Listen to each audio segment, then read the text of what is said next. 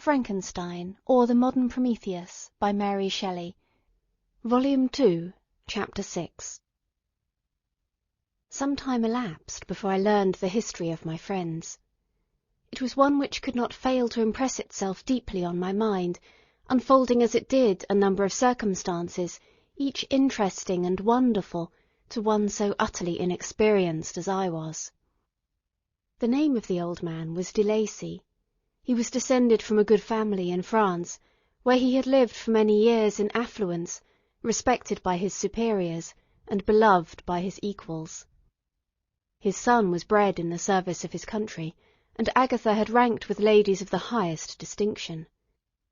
A few months before my arrival, they had lived in a large and luxurious city called Paris, surrounded by friends, and possessed of every enjoyment which virtue, refinement of intellect, or taste, accompanied by a moderate fortune, could afford. The father of Safie had been the cause of their ruin. He was a Turkish merchant, and had inhabited Paris for many years, when, for some reason which I could not learn, he became obnoxious to the government. He was seized and cast into prison the very day that Safie arrived from Constantinople to join him. He was tried and condemned to death. The injustice of his sentence was very flagrant, all Paris was indignant, and it was judged that his religion and wealth, rather than the crime alleged against him, had been the cause of his condemnation. Felix had been present at the trial. His horror and indignation were uncontrollable when he heard the decision of the court. He made, at that moment, a solemn vow to deliver him, and then looked around for the means. After many fruitless attempts to gain admittance to the prison, he found a strongly grated window in an unguarded part of the building, which lighted the dungeon of the unfortunate Mahometan, who, loaded with chains, waited in despair the execution of the barbarous sentence. Felix visited the grate at night, and made known to the prisoner his intentions in his favour. The Turk, amazed and delighted, endeavoured to kindle the zeal of his deliverer by promises of reward and wealth. Felix rejected his offers with contempt, yet when he saw the lovely Safie, who was allowed to visit her father, and who, by her gestures, expressed her lively gratitude, the youth could not help owning to his own mind that the captive possessed a treasure which would fully reward his toil and hazard.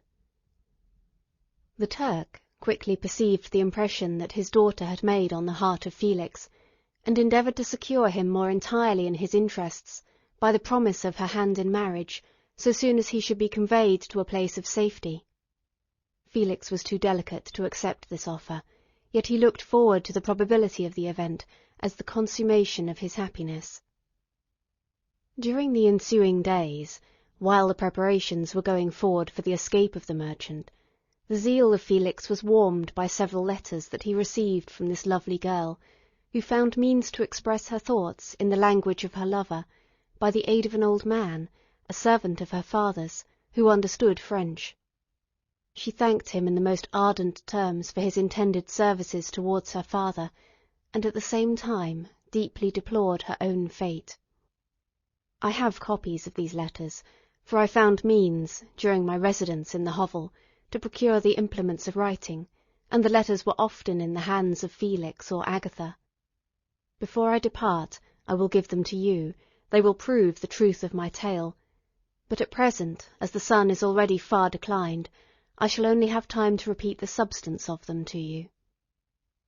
Safie related that her mother was a Christian Arab, seized and made a slave by the Turks. Recommended by her beauty, she had won the heart of the father of Safie, who married her. The young girl spoke in high and enthusiastic terms of her mother, who, born in freedom, spurned the bondage to which she was now reduced. She instructed her daughter in the tenets of her religion, and taught her to aspire to higher powers of intellect and an independence of spirit forbidden to the female followers of Mahomet.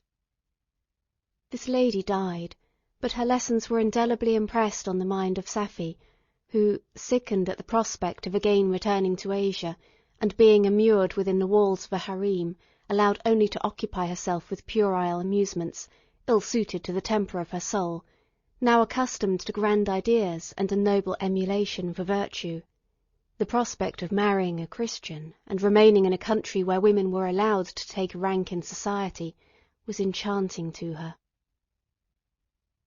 The day for the execution of the Turk was fixed, but on the night previous to it he had quitted prison, and before morning was distant many leagues from Paris. Felix had procured passports in the name of his father, sister, and himself. He had previously communicated his plan to the former, who aided the deceit by quitting his house under the pretence of a journey, and concealed himself, with his daughter, in an obscure part of Paris. Felix conducted the fugitives through France to Lyons, and across Mount Cenis to Leghorn, where the merchant had decided to wait a favourable opportunity of passing into some part of the Turkish dominions. Safie resolved to remain with her father until the moment of his departure, before which time the Turk renewed his promise that she should be united to his deliverer, and Felix remained with them in expectation of that event, and in the meantime he enjoyed the society of the Arabian, who exhibited towards him the simplest and tenderest affection. They conversed with one another through the means of an interpreter, and sometimes with the interpretation of looks, and Safie sang to him the divine airs of her native country. The Turk allowed this intimacy to take place, and encouraged the hopes of the youthful lovers, while in his heart he had formed far other plans. He loathed the idea that his daughter should be united to a Christian, but he feared the resentment of Felix if he should appear lukewarm, for he knew that he was still in the power of his deliverer, if he should choose to betray him to the Italian state which they inhabited.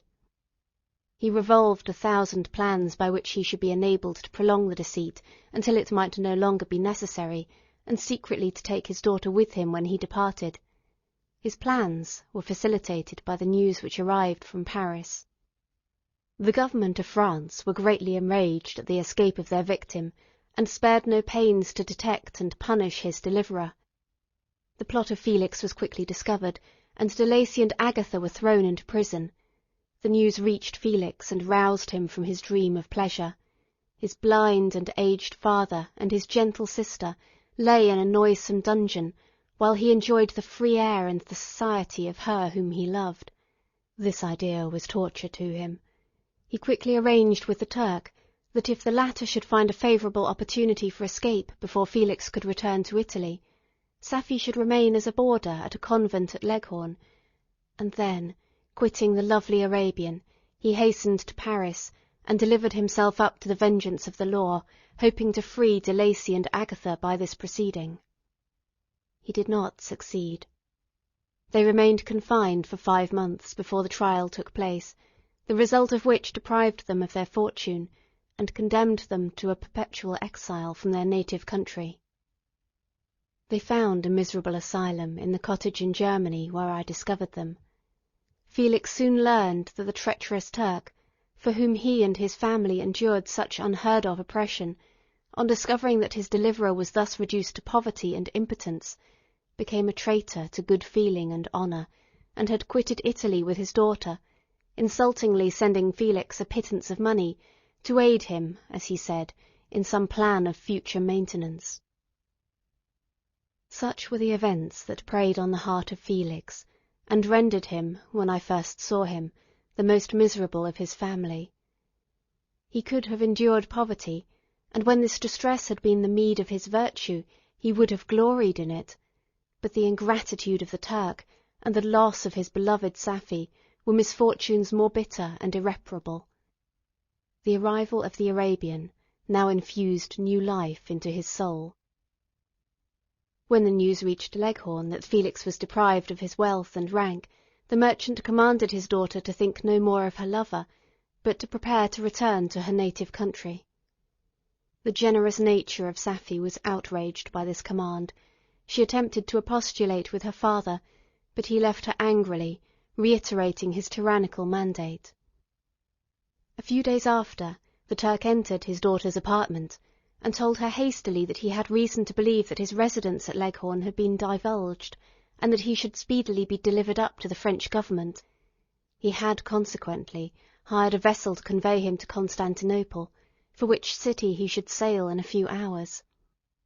He intended to leave his daughter under the care of a confidential servant, to follow at her leisure with the greater part of his property, which had not yet arrived at Leghorn. When alone, Safie resolved in her own mind the plan of conduct that it would become her to pursue in this emergency. A residence in Turkey was abhorrent to her. Her religion and her feelings were alike adverse to it. By some papers of her father, which fell into her hands, she heard of the exile of her lover, and learnt the name of the spot where he then resided. She hesitated some time, but at length she formed her determination. Taking with her some jewels that belonged to her, and a sum of money, she quitted Italy with an attendant, a native of Leghorn, but who understood the common language of Turkey, and departed for Germany. She arrived in safety at a town about 20 leagues from the cottage of De Lacy, when her attendant fell dangerously ill. Safie nursed her with the most devoted affection, but the poor girl died, and the Arabian was left alone, unacquainted with the language of the country, and utterly ignorant of the customs of the world. She fell, however, into good hands. The Italian had mentioned the name of the spot for which they were bound, and, after her death, the woman of the house in which they had lived took care that Safie should arrive in safety at the cottage of her lover.